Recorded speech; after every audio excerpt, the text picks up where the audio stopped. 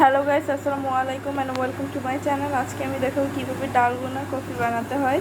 এটা এখন খুবই ট্রেন্ডি একটা কফি।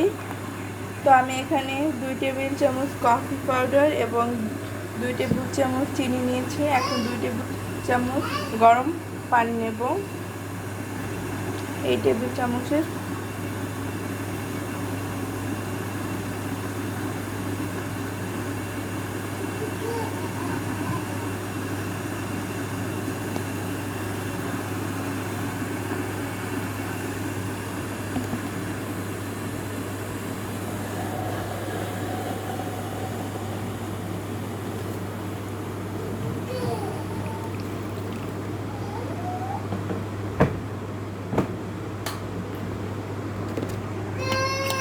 এখন এটাকে আমি ভালোভাবে মিক্স করবো।